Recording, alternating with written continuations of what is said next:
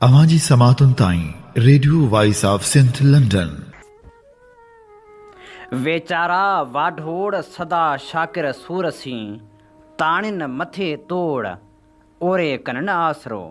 भलारे बिटतणी जे भलारे बैत सां मुझी आवाज़ मुसाफ़िर Radio voice of Sindh London ता थिए दुनिया जी कुंड कुर्छ ताईं जंहिंजा माग ॿुधिजे पियो उन्हनि मिड़नी महिरबाननि खे सिक भरियो सलाम शाल क़बूल पवे। 6 सितंबर 2025 छंछर जे ॾींहुं प्रोग्राम सोच वीचार साण करे आऊं अवां जी ख़िदमत में हाज़िर अवां जो पंहिंजो मेज़बान हबीब लगारी।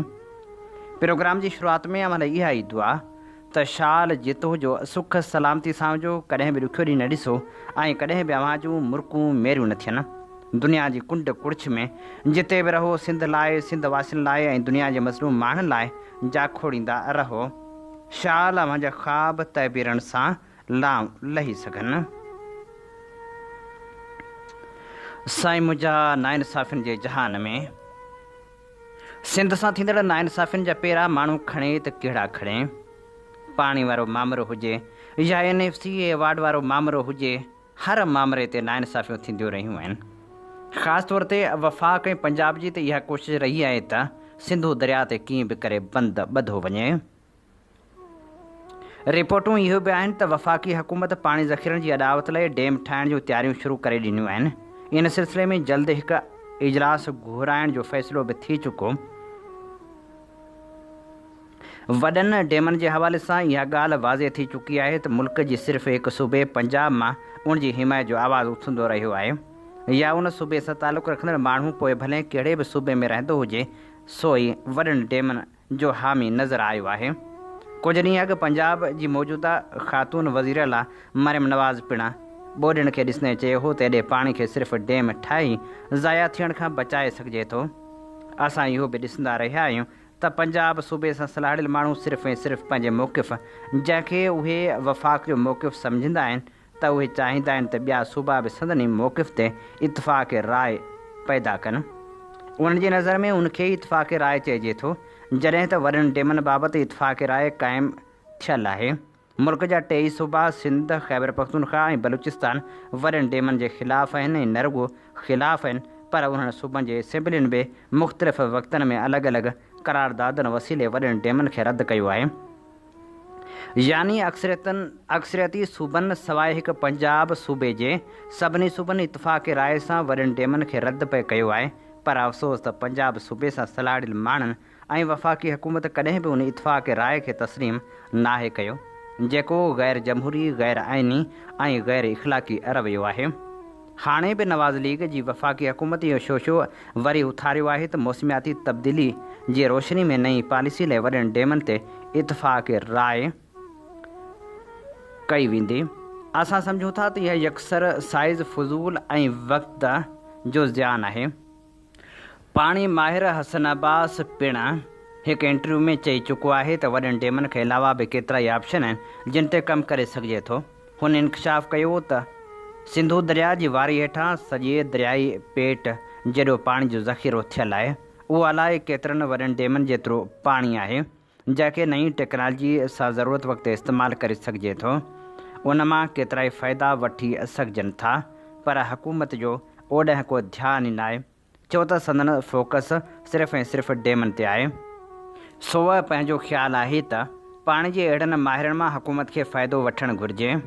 असां सिंध, ख़ैबर पख्तूनख्वा ऐं बलूचिस्तान जे वॾनि वज़ीरनि खे बि इहा सलाह ॾींदासीं त उहे बि वफ़ाक़ी हुकूमत जे आॾो इहो मौक़िफ़ रखनि त वॾनि डैमनि बदिरां नवनि ऑप्शननि ते ग़ौर कजे ऐं जदीद टेक्नोलॉजी जी मदद सां नवां तरीक़ा ॻोल्हण जो कमु पाणी जे ग़ैर जानबदार ऐं टेक्निकल माण्हुनि जे हवाले कजे।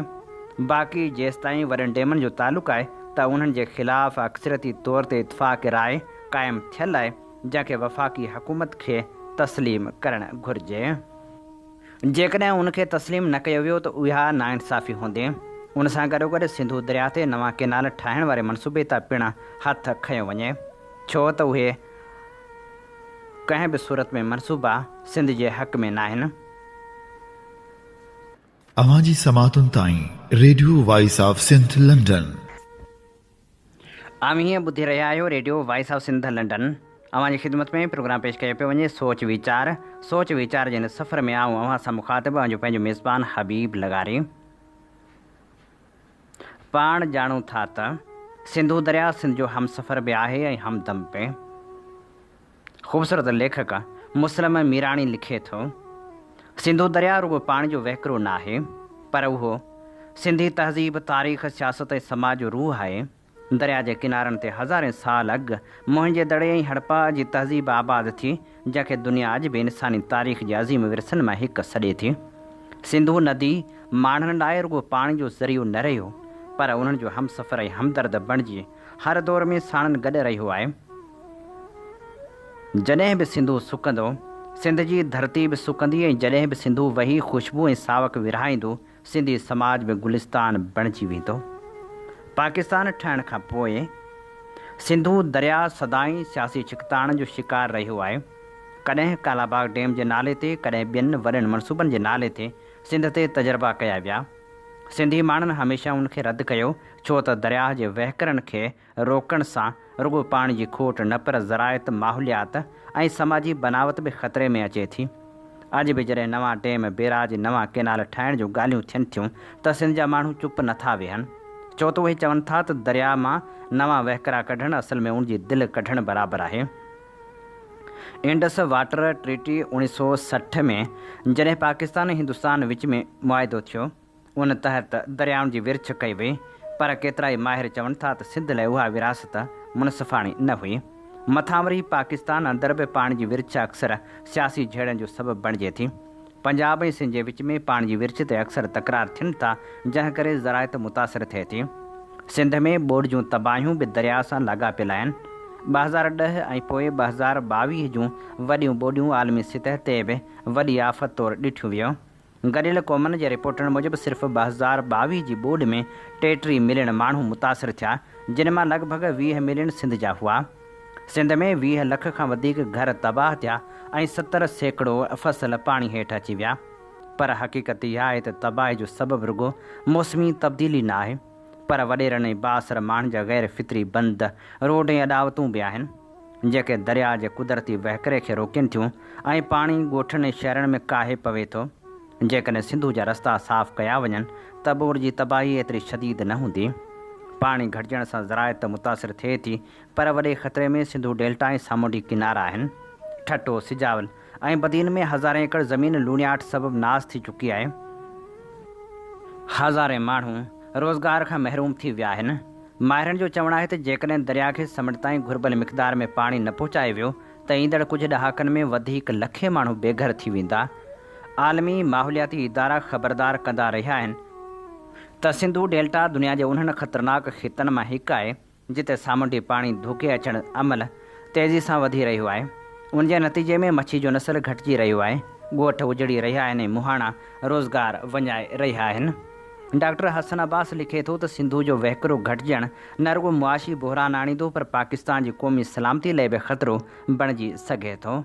सिंधी अवाम उन राय जो आहे त असल हद दख़लियूं उन्हनि बासरनि जा गैर क़ानूनी बंद, कैनाल ऐं अॾावतूं आहिनि, जेके दरिया जे कुदरती रस्ते में रंडक बणियल आहिनि। ज़रूरत कब्ज़ा ख़तमु करण जी आहे, बाक़ी ग़रीबनि जा अझा ऐं ॻोठ ॾाहिण इंसाफ़ न थींदो। जेकॾहिं हल ऐं ज़िम्मेवारियुनि खे ॾिठो वञे त सिंधु खे बचाइण लाइ हाणे रुगो सियासी बयान न, पर अमली क़दमनि जी ज़रूरत आहे। पाणी जी मुनसिफ़ाणी विर्छ, ज़रायत में जदीद टेक्नोलॉजी जो इस्तेमालु, सामुंडी किनारे ताईं दरिया जे वहिकरनि जी बहाली ऐं मौसमी तब्दीली ख़िलाफ़ आलमी तावन ज़रूरी आहे। हिंदुस्तान, बांग्लादेश ऐं ॿिनि मुल्कनि में क्लाइमेट चेंज लाइ वॾा मनसूबा शुरू थिया आहिनि, जॾहिं त पाकिस्तान में अहिड़ी तयारी अञा बि सुस्त रफ़्तारी जो शिकार आहे। जेकॾहिं हुकूमत, नतीजे माहिरनि, समाजी तनज़ीमनि ऐं आवाम गॾिजी कमु न कयो त ईंदड़ ॾहाकनि में सिंधु जो वजूद ई ख़तरे में पइजी सघे थो। सिंधु दरिया सिंध लाइ हिकु तहज़ीब ऐं हिकु हमसफ़र आहे। अॼु जॾहिं सिंधु ख़तरे में आहे त सिंध जी बका बि ख़तरे में आहे। हाणे हिकु आवाज़ सां चवणो पवंदो, सिंध ते नवां तजर्बा बंदि करियो। कालाबाग डैम हुजे या नवां केनाल, सिंधु ते को बि समझौतो न कयो वेंदो। सिंधु खे बचाइणु असल में सिंध ऐं पाकिस्तान खे बचाइणु आहे, छो त जेकॾहिं असां हिन हमसफ़र सां इंसाफ़ न कयो त ईंदड़ नस्ल असांखे कॾहिं बि माफ़ न कंदो। हीअ असीं अव्हां जी ख़िदमत में पेश करे रहिया हुआसीं मुस्लिम मीराणी जो ख़ूबसूरत लेख। अवांजी समातुन ताईं radio voice of Sindh London. Latif जे फ़िक्र जे सचे तर्जमान प्रोफेसर सत्तार सुमरे बाबति एजाज़ुल हक़ कांधड़ो लिखे थो। सिंध जी अदबी ऐं इल्मी मंज़रनामे जी इहा वणंदड़ ख़ासियत रही आहे त हिते इल्म जी ख़िदमत कंदड़ सादन माण्हुनि जा नाला, संदन कम ऐं संदन फ़िक्र सदाईं ज़िंदा रहंदा आहिनि। अहिड़े ई बेमिसाल शख़्सियत जो नालो आहे प्रोफेसर सत्तार सुमरो, जंहिंजी वरसी जे मौक़े ते सिंधो शऊर ऐं अदब ऐं इल्म साणस मुहबत जो इज़हार करे थो। प्रोफेसर सत्तार सुमरो शाह लतीफ़ सां फ़क़्ति जज़्बाती न बल्कि इल्मी ऐं फ़िक्री इश्क़ रखंदो हो। हुन पंहिंजी इल्मी वाबस्तगी खे 2006 में शाह लतीफ़ तहक़ीक़ी बोर्ड जे बुनियाद विझण सां नओं मोड़ ॾिनो। हुन इदारती प्लेटफार्म तां केतिरा ई सेमिनार, मुज़ाकरा, लतीफ़ी रिहाणियूं करायूं, जिन मां सवें शागिर्दनि ऐं मुहक़क़नि खे रोशनी मिली। लतीफ़ी फ़िक्र ते संस किताब सेवाकर समुंड जी तहक़ीक़ ऐं तजज़िये जो आला मिसाल आहे, जेको शाह लतीफ़ जे फ़िक्र खे जदीद तनाज़ुर में सम्झण जी कोशिश आहे। उन खां सवाइ शाह ऐं इश्क़ जहिड़ा मज़मून रोज़ानी अख़बारनि, माहिवार पैगाम ऐं सक़ाफ़त खाते जे मख़ज़ननि में शामिल थींदा रहिया। सुमरो साहिब सिंधी अदबी संगत सां बि 1988 खां लाॻापियल रहियो। केतिरा भेरा हू नसीराबाद शाख जो सेक्रेटरी चूंडियो वियो। हफ़्तेवार गॾिजाणियूं, मुशाइरा, तक़रीरी मुक़ाबला, बैतबाज़ी, क़ौमी ॾणनि जी निस्बत सां सरगर्मियूं, उहे सभु संदसि क़यादत में मुनज़म थींदियूं रहियूं। हू सिर्फ़ु लफ़्ज़नि जो न पर अमल जो इंसान हो। संदसि उथण, वेहण, तहरीर ऐं तक़रीर निसाबी ऐं गैर निसाबी ज़िंदगी में बि साॻी संजीदगी भरियल हूंदी हुई। हू यकीन रखंदो हो त तालीम जी भेट में गैर निसाबी सरगर्मियूं क़ौमनि जी शख़्सियत साज़ी में अहम किरदारु अदा कनि थियूं। सुमरे साहिब जो ज़हन सदाईं मुतहरिक, उमेद भरियो ऐं रोशन ख़्यालु हो। हूअ कॾहिं बि मायूसी जी ॻाल्हि न कंदो हो। संदसि तहरीरनि मां उमेद, शाह लतीफ़ जे फ़िक्र सां इश्क़ ऐं सिंध जे सक़ाफ़ती विरसे सां प्यार वाज़िह नज़र ईंदो हो। हू चङो मुदरस, ख़ालिस मुहक़िक़, लतीफ़ जो फ़िक्र जो मुबलिग़ ऐं इल्म जो सचो ख़ादिम हो। नसीराबाद जा अॼु बि केतिरा ई नौजवान संदसि रस्ते ते हलनि पिया ऐं अदबी महफ़िलनि में संदसि नालो अदब सां वरितो वञे थो। प्रोफेसर सत्तार सुमरो असांजे उन्हनि इल्मी विरसनि मां हिकु आहे जिन खे लफ़्ज़नि में क़ैद करणु मुश्किल आहे, पर संदन कम, फ़िक्र ऐं शख़्सियत सदाईं लाइ रहनुमाई ॾींदड़ रहंदी। नवनि सूबनि वारे बहस बाबति अयूब मलिक लिखे थो। गुज़िरियल केतिरनि ॾींहंनि खां पाकिस्तान में सूबनि जे तइदाद वधाइण बाबति मीडिया ते मुख़्तलिफ़ मुबाहिसा ऐं तजज़िया जारी आहिनि। चयो पियो वञे त नवां सूबा ठाहिण उन करे ज़रूरी आहिनि जो मौजूदा सियासी ऐं इंतिज़ामी निज़ाम वटि पाकिस्तान जे बहरान जो को हल मौजूदु नाहे। हीअ बहस का मख़सूस मुफ़ादनि जी तर्जमानी लॻे थो, छाकाणि त जिन माण्हुनि हीअ बहस अॻिते वधायो आहे से ख़ासि हलकनि जे मुफ़ादनि जा नुमाइंदा आहिनि। जॾहिं त पाकिस्तान जूं वॾियूं सियासी पार्टियूं जहिड़ोकि PPA, नवाज़ लीग नवां सूबा ठाहिण जी मुखालफ़त करे रहियूं आहिनि। उन्हनि बहसनि में इहो न ॿुधायो वञे थो त नवां सूबा केतिरो वॾो माली बहरान आणे सघनि था, जंहिंजो ॿार टैक्स ॾींदड़ अवाम खे नवनि सूबाई असेंबलियुनि, गवर्नरनि, वज़ीरला, काबीना, हाईकोर्टनि, पब्लिक सर्विस कमीशननि ऐं सिविल सेक्रेटरियुनि जी सूरत में बर्दाश्त करणु पवंदो। यादि रहे त पाकिस्तान ठहिण सां गॾु ई नामनिहाद दानिश्वरनि मुसलमान क़ौम, नज़रिए पाकिस्तान ऐं मज़बूत मर्कज़ जहिड़ा हथियार तौरु नारा इस्तेमालु करणु शुरू कया त जीअं सदियुनि खां आबाद क़ौमनि जे वजूद जो इनकार करे सघिजे। अॻूणे कानून वारे वज़ीर AK बिरोही हिकु डिघे मज़मून में हीअ नज़रियो पेश कयो त समाजी इल्मनि में क़ौमियत नाले कंहिं तस्वर जो वजूद ई नाहे ऐं पाकिस्तान बरतानवी हिंद जे जानशीन रियासत तौरु हिकु वजदानी रियासत आहे, न त वफ़ाक़ी मुआइदे ते ॿधल यानी मर्कज़ सूबनि खे ठाहियो आहे, सूबनि मर्कज़ खे न। हूअ साबित करणु चाहींदो हो त पहिरीं मर्कज़ वजूद में आयो, पोइ सूबा ठहिया, पर हुन इन ॻाल्हि जो ज़िक्र न कयो त पाकिस्तान में हज़ारे सालनि खां मुख़्तलिफ़ क़ौमूं पंहिंजे ॿोलियुनि, सक़ाफ़तनि, रिवायतनि ऐं रीतनि रस्मनि सां गॾु आबाद आहिनि। जॾहिं त पाकिस्तान खे ठहे उन वक़्तु थोरा ई साल थिया हुआ। हिते इहो ॿुधाइणु ज़रूरी आहे त क़ौमियत न रुॻो हिकु समाजी ऐं सियासी फ़िक्री तस्वर आहे, पर हिकु ज़िंदा हक़ीक़त बि आहे जंहिं मां कंहिं बि सूरत में धार न सम्झणु घुरिजे। बिरोही साहिब मूजिबि क़ौमनि जे हक़नि में ख़ुदि इख़्तियारी बि शामिल आहे, जेका मुल्क जे बुनियादनि खे कमज़ोर कंदी। पर उन सिलसिले में स्विट्ज़रलैंड जो मिसाल मौजूदु आहे, जिते जर्मन, फ्रेंच ऐं अतालवी क़ौमूं हिक ई रियासत में रहंदे सभु क़ौमियाती हक़ इस्तेमालु कनि थियूं ऐं उन्हनि खे अलॻि क़ौमी रियासत ठाहिण जी का ख़्वाहिश नाहे। तारीख़ी लिहाज़ सां ॾिसिजे त हिन इलाइक़े में सूबनि जी जोड़जक ऐं उन्हनि जा हक़ सिर्फ़ु इंतिज़ामी बुनियादनि ते मुक़ररु न कया विया, पर लाज़मी तौरु उन में क़ौमियत जो बि अमल दख़ल हो। न त सरहदी सूबे खे पंजाब खां धार न कयो वञे हा, न ई सिंध जो उहो मुतालबो मंज़ूरु थिए हा त खेसि बम्बई खां धार कयो वञे। इन करे 1935 जो एक्ट वफ़ाक़ी ढांचे जे तजवीज़ ॾिनी ऐं 1940 जी करारदाद पाकिस्तान बि हिंदुस्तान जे उलहंदे पाकिस्तान ऐं उभरंदे इलाइक़े में आज़ादु रियासतनि जो मुतालबो कयो, जिन में हर ख़िते जी हैसियत ख़ुदि मुख़्तियार ऐं बाइख़्तियार हुजे। साॻे वक़्तु तारीख़ ॿुधाए थी त कंहिं बि मुल्क जे इतिहाद, इस्तकामत ऐं ख़ुशहाली लाइ ज़रूरी हूंदो आहे त आहिस्ते आहिस्ते हिकु गॾियल क़ौम वजूद में अचे।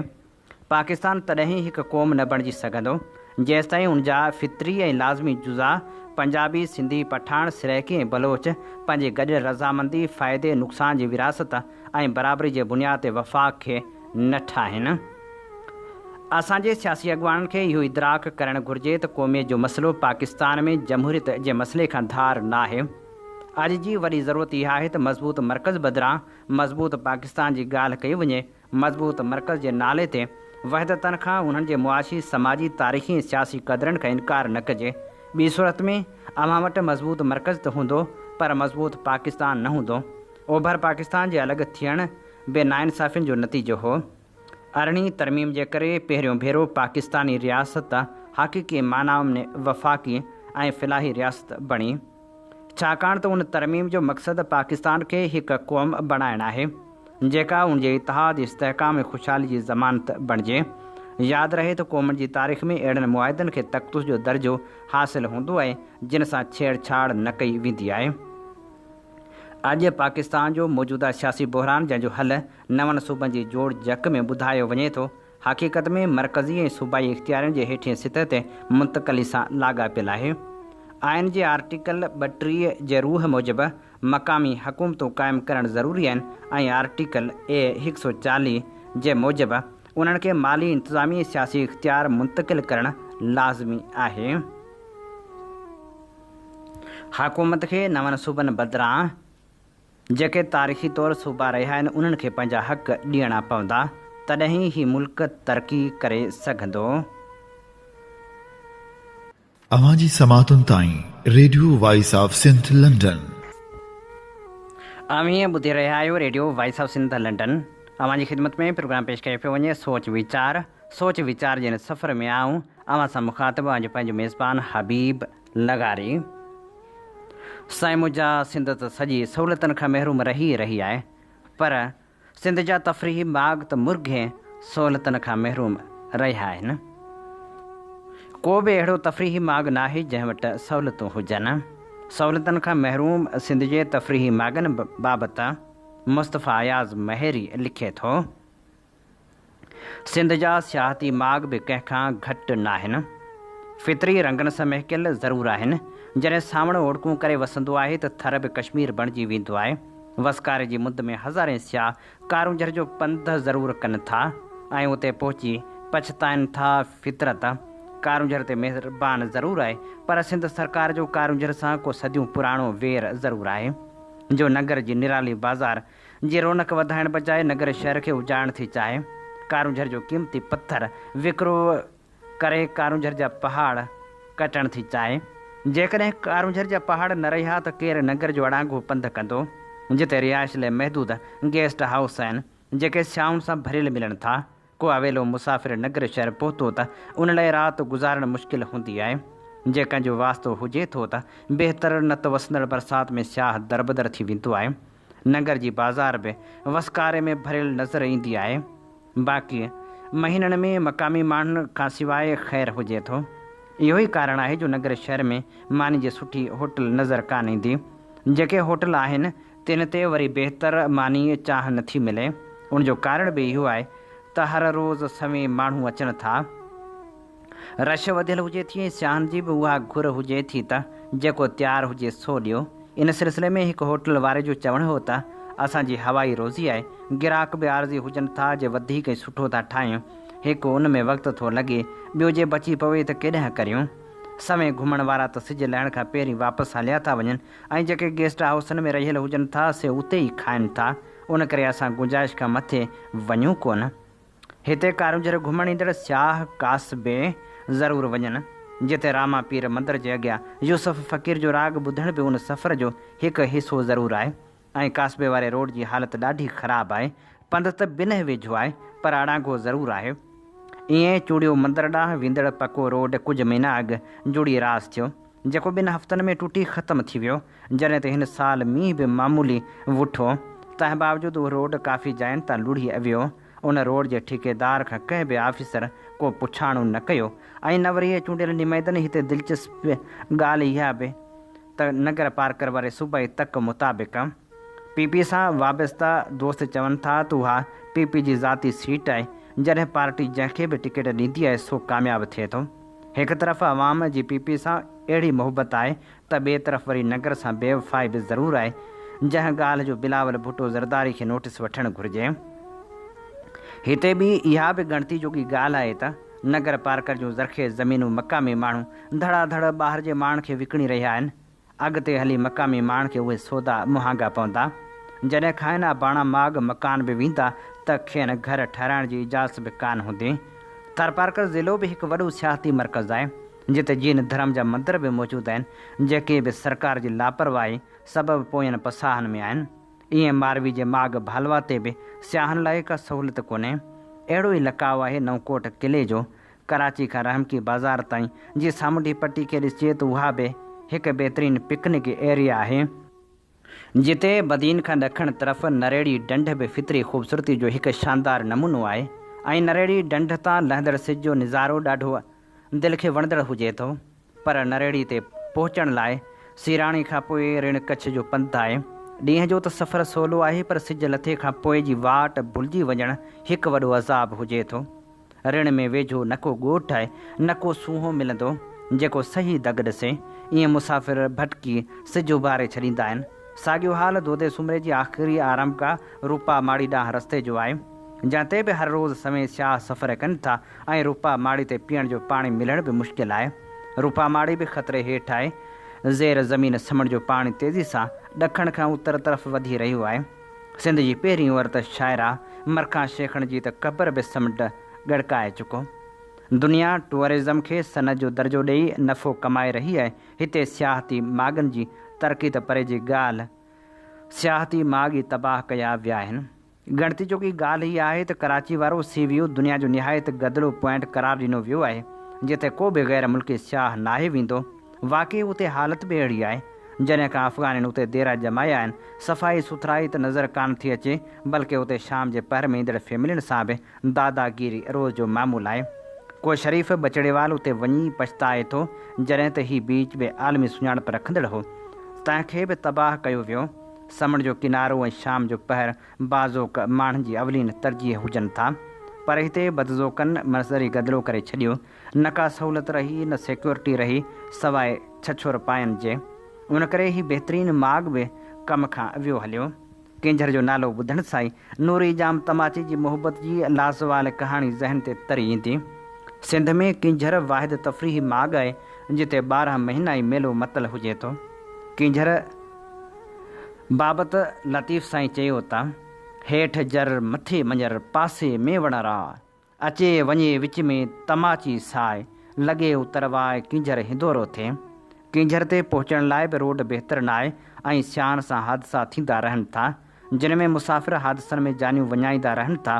किंझर ते बि गदलाण वधी वई आहे। फितरत दुश्मन ख़ल्क़ हिन फितरी तोहफ़े सां बि हथ चुरांद कंदे नज़र अचे थी। किंझर जे हालतुनि मूजिबि डॉक्टर आकाश अंसारी हिन तरह वाज़ह करे वियो त जंहिं किंझर जे पाकीज़ा पाणी मझां ते तड़ियूं ॾिनियूं तमाची तिकूं, तंहिं किंझर किनारे अॼु पान पिकूं, अड़े वक़्तु मुंहं में थुकूं थई थुकूं। वरी जे ॻाल्हि कजे बंभोर जी त उते हाणे वीरानी खां सवाइ कुझु बि न आहे। तंहिं बावजूदि घुमण वारा उते वञी इहो ॾिसनि था त किथे बंभोर, किथे केच मकरान ऐं ससु एॾो ओखो पंधु कीअं कयो। हाणे त न झंपीर में खजनि जा वण रहिया, न ताड़ी ऐं प्याक हसन दरस जो दिलरुबा झंपीर ऐं झंपीर जे रेलवे स्टेशन बि माज़ी जो किस्सो बणिजी चुकी। जेतोणीकि झंपीर जा बि सुहिणा मंज़र आहिनि, पर बुनियादी सहूलियतनि जी अणाहठ ऐं पब्लिसिटी न हुअण करे विरले खे घुमण वारा उते पहुचनि था। वेझे माज़ी में हैदराबाद जो राणी बाग बि हिकु मिसाली तफ़रीह गाह हो, जिते शाम खां राति जो देर ताईं ख़ल्क़ जा हुजूम नज़र ईंदा हुआ। ईद जा ॾींहं ऐं मोकिलण वारनि ॾींहंनि उते तिर छटण जी जाइ बि कान मिलंदी हुई। हाणे उते बि उहा रौनक कान रही। इंतिज़ामिया जी नाअहली जे करे वसंदड़ वेढ़ो वीरान थी वियो। मजमूई तौरु ॾिसिजे त के सहूलियतूं न हुजण बावजूदि सिंध जे तफ़रीह मागनि ते माण्हुनि जी रश ज़रूरु नज़र अचे थी। ज़रूरत हिन ॻाल्हि जी आहे त सिंध जो सक़ाफ़त ऐं सियाहत खातो अखियूं खोले, उन्हनि मागनि जी मालिकी करे, बुनियादी सहूलियतूं मुयसरु करे, बहितर रोड ठाहिराइण सां गॾु कैंटीन बि ठाहिराए या पब्लिक पार्टनरशिप वसीले सियाहत खे हथी वठाइण लाइ जोगा बंदोबस्त करे। हीअ असीं अव्हांजी ख़िदमत में पेश करे रहिया हुआसीं नामियारे लेखक ऐं साफ़ी मुस्तफ़ा अयाज़ महरी जो लिखियल ख़ूबसूरत लेख। मुस्तफ़ा अयाज़ महरी जे इन सुहिणे लेख सां अॼोके प्रोग्राम जा समूरा रंग हवाउनि में विखरी चुका। पंहिंजे मेज़बान हबीब लगारी खे उन साॻी दुआ सां ॾींदा इजाज़त। वसे भिट तुंहिंजी भलारा सदा, सदा देस परदेस सारा वसन, कॾहिं सींद सिंजी न मेरी थिए, कॾहिं मोड़ कंहिंजा न मुरझाइजनि। अवांजी समातुनि ताईं radio voice of Sindh London